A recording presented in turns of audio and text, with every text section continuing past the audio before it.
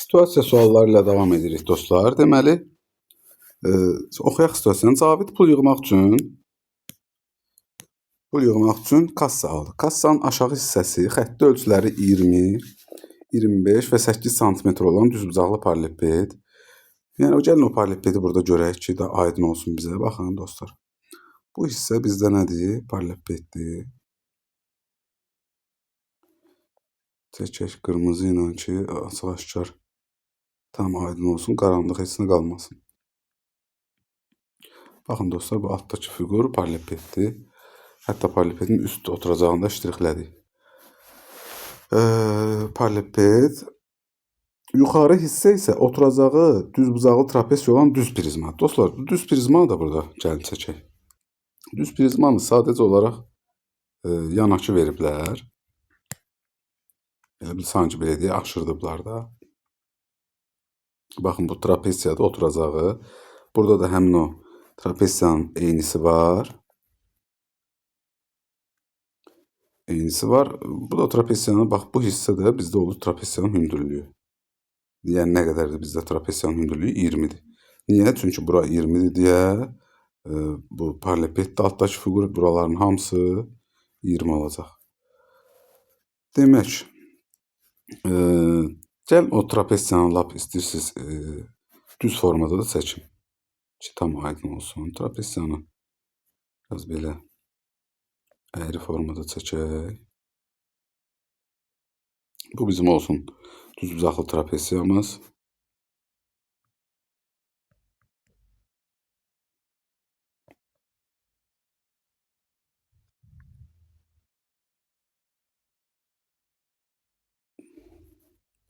Baxın dostlar, düzbucaqlı trapesiyadır.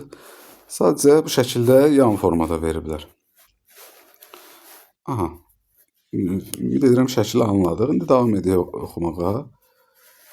Trapesiyanın kiçik oturacağı 5. Görürük şəkildən də kiçik oturacaq. Yəni bu hissə nəzərdə tutur 5-dir.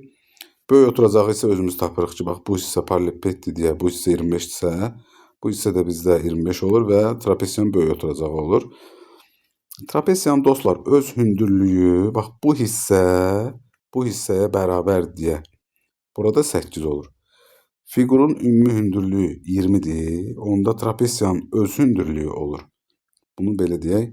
Bu trapesiyanın hündürlüyü. Trapesiyanın hündürlüyü 12 olur.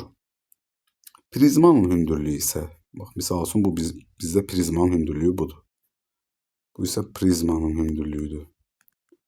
Prizmanın hündürlüyü də görün neçədir? Bura 20-dir, burada 20-dir. Yəni burada olacaq 20. Tamam. Davam edək.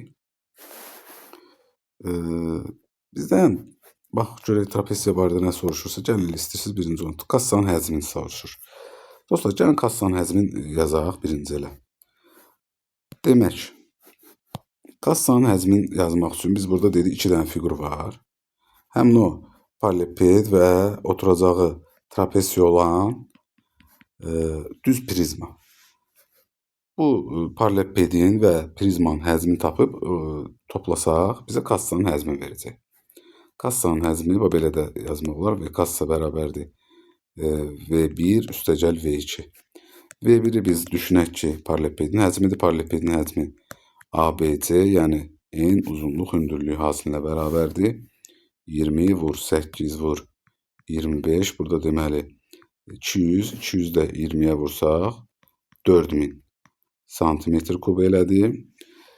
V2 isə prizmanın həcmi isə S oturacaq vur H düsturla hesablanır.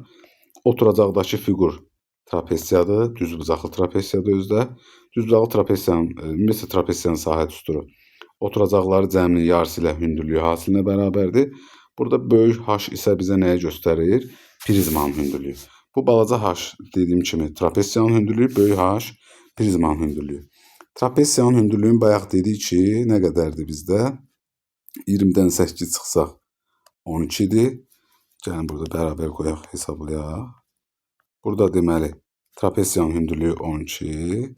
Prizmanın hündürlüyü isə baxın dostlar, bu hissədir. Bu hissə də bizdə bu hissə ilə bərabər deyə, yəni orada olacaq 20.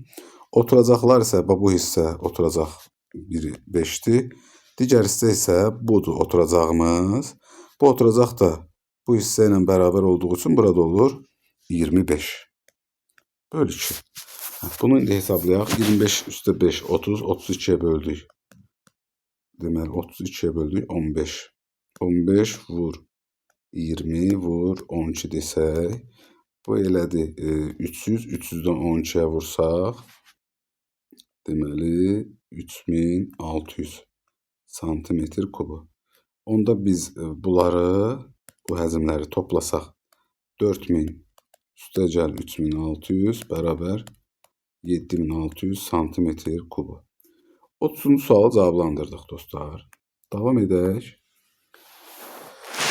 Kassaya hər gün, buradan oxumağa davam edirəm dostlar.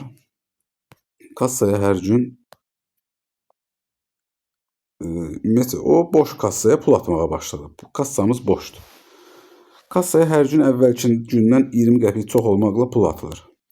Demək dostlar, burada artıq başa düşür ki, hər gün əvvəlki gündən 20 qəpik. Bu bizə artıq ədədi silsiləni verir və bu hər gün əvvəlki gündən 20 qəpik çox o deməkdir ki, silsilə fərqi 20'dir. Məsələn, birinci gün silsilənin birinci həddini A1 ilə işarə etsə, birinci gün A1 qədər pul atılıb. İkinci gün 20 qəpik çox, yəni A1 üstəgəl 22. Üçüncü gün A1 üstəgəl 20, üstəgəl bir dənə də 20 və s. bu cür davam edir. Yəni ədədi silsilə olduğun, yəni məncə rahat görmək oldu. Deməli, silsilə fərqi 20'dir. A1'i bilmirik nə qədərdir. Bu qalsın belə sual formasında. Və 30 gün ərzində, 30 gün ərzi dostlar 123 manat pul yığılıbsa, bu 123 yığılan pul 30 gün ərzində S30'u bizə göstərir. Yəni 30 gün ərzində yığılan pulların cəmini. Bu da bizə verib 123. N isə bizdə, yəni günlərin sayı və yaxud da hədlərin sayı, ilk 30 həddin cəmidir də bu. Hədlərin sayı 30'dur. Biz ədədi silsilənin cəm düsturunu yazsaq A1 və yaxud da biz burada hansından istifadə edərik? Digər düsturdan. 2A1 üstəgəl N-1 D böl 2 vur N. Bizdə S'n məlumdur. S30'dur. Yəni o da 123'dür. Bərabərdir. A1 məlum deyil. N məlumdur. 30'dur. 30'dan 1 çıxsaq 29. D'yə vursaq D 20 qəpikdir. Bu arada burada 20 qəpikdir. Bu isə manatla verilib. 123 manatı dostlar, gəlin buradan çevirək qəpiyə. Olacaq 120, 12300 qəpik. 29 vur 20 böl 2 vur 30. Burada deməli necə edək? İlk növbədə 30'un məxrəcinə bir atıb ixtisar eləsək, burada qaldı 15. Yazırıq 12300 bərabər 2A1 üstəgəl 29'u 20'yə vursaq, deməli 580 vur 15. 15 ilə 12300 ixtisar eləsək, 5'ə getsə, gəlin birinci 3'ə ixtisar eləyək. 3'ə getsə burada 5, burada qalacaq 41, 4100, 5'ə getsə 1, 5'ə getsə 8, deməli 820. Onda aldıq ki, 820 bərabər 2A1 üstəgəl 580. Buradan 2A1 bərabər 240, A1 bərabər 120 qəpik. Deməli 120 qəpik və yaxud da 1,2 manat. Yəni qısası 1 manat 20 qəpik. A1'i tapdıq. Bizdən deyir ki, 29-cu suala baxsaq, 10-cu gün kassaya nə qədər pul atılıb? Bizə yəni A10'u soruşur. Desəydi ki, 10 gün ərzində kassada cəmi nə qədər pul yığılar? Biz başa düşərik ki, S10'u soruşur. Amma bizə deyir 10-cu gün, yəni A10'u soruşur bizdən. A10 da bərabər A1 üstəgəl 9D. Hesablasaq A1 gəlin elə 120 qəpik götürək. 9D 9 vur 20, yəni 120 üstəgəl 180 300 qəpik. Bu da bizə verir 3 manat. Bunu da tapdıq. Deməli 28-ci sualdan davam edirik. 30 gün ərzində yığılan pulların 111 manatı kağız puldan, qalanları isə 20 qəpikliklərdən və 10 qəpikliklərdən ibarətdir.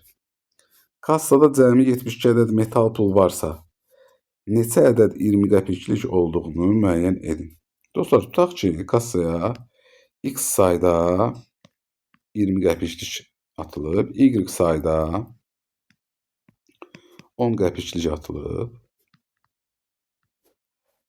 Onda biz baxırıq ki, metal pulların sayı bizə 72-dir. Yəni X üstəgəl Y bizdə verdi 72. Və sonra 30 gün ərzində yığılan pulların 111 manatı kağız puldur. 30 gün ərzində ümumi 123 manat pul yığılmışdı.